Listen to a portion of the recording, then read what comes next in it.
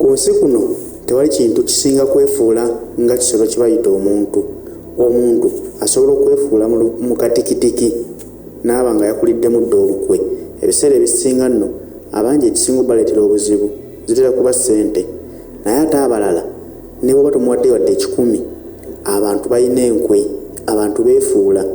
Naye Robert Kyagulanyi Ssentamu bwe yali ayingira ebyobufuzi agenda okuweesowolayo nti avuganye mu kalulu ako aka 2021 yasooka kusoma mbeera z'abantu n'ategeera nti ekisolo kye bayita omuntu tokyesiganga, era yavangayo nga bagamba ne bwe ndisigala bw'omu ngenda kuyimirira ku mazima ge ntandikiddeko.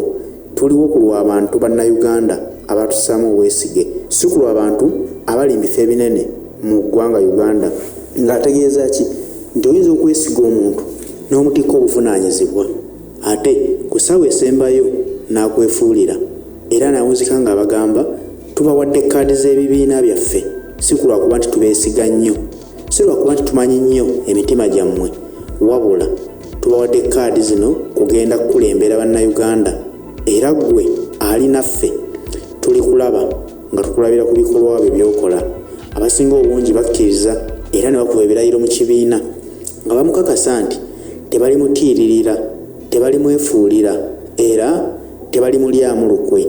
Naye okuva akalulu ako lwe kaggwa wakayita ebbanga lya myaka 22 naye NUP tulabye ebintu, tulabye ebinene ne twali tulowooza nti tebali muvaamu, saawa eno baamuvaamu dda olwa ssente n'ebyo ebitiibwa bo bye bakolerera, kubanga bano tebajja kukolera bannayuganda, bajja okukolera embuto zaabwe n'okusanyusa famire zaabwe.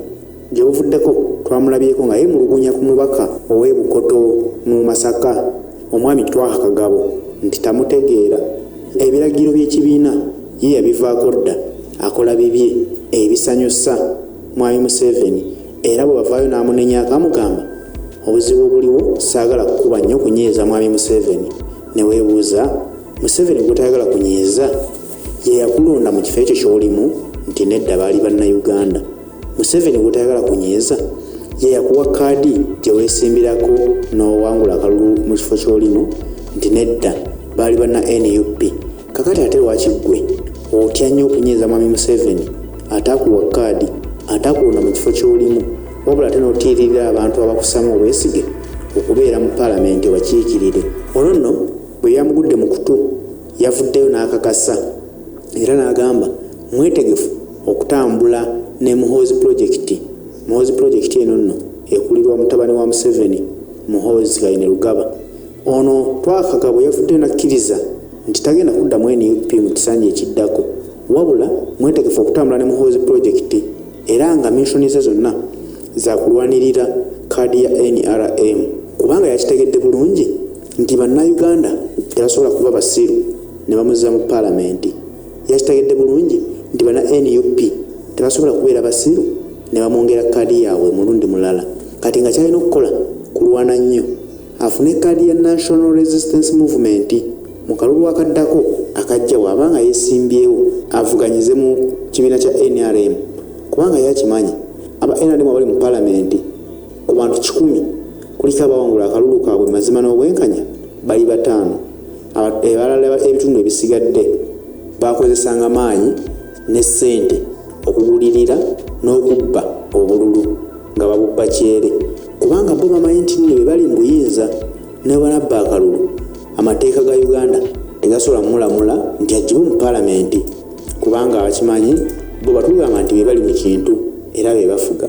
Y'ensonga lwaki Twakagabo alwana nnyo yatugambye ye mwetegefu okukwata kaadi ya NRM mu kisanja ekiddako, kubanga akimanyi ne bw'anaaba tebamuwadde kalulu abantu beewaabwe kuba bategedde ebikolwa bye, ne bw'anaaba tebamuwadde kaadi mu NUP ye mwetegefu okukwata kaadi ya NRM ng'akimanyi ne bw'anaaba tebamulonze ajja kusobola okukola enkola ya banna NRM gye bakoleramu ey'okubba obululu. Kino nno kitegeeza ki? Gwoyinza okulya olukwe mu bannayuganda olw'okuba waliwo ku kaadi ya NUP n'olowooza olumya Bobi Wine.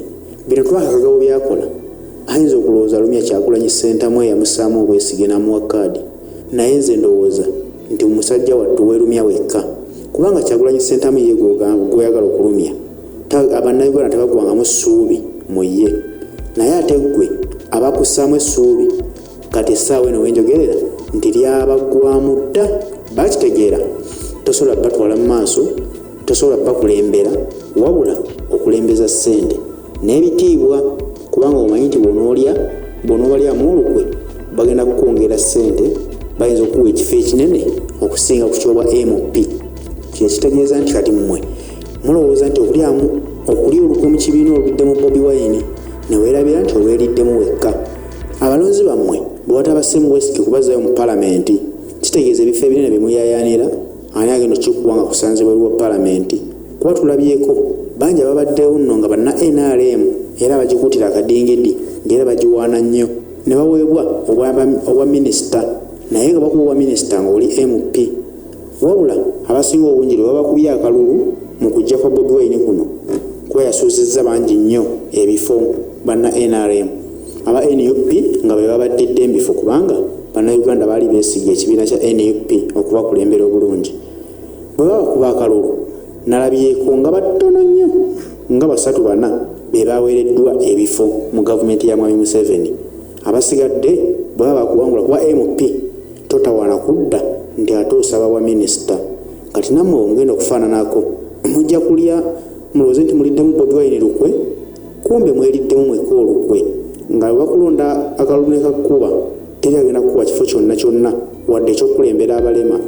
Odde ku nkumbi olime, oba si kyo ogende ebweru naawe okube ku kyeyo otegere nti ne bannayuganda bali eyo abakuba ekyeyo tebali mu kusiika binyomo.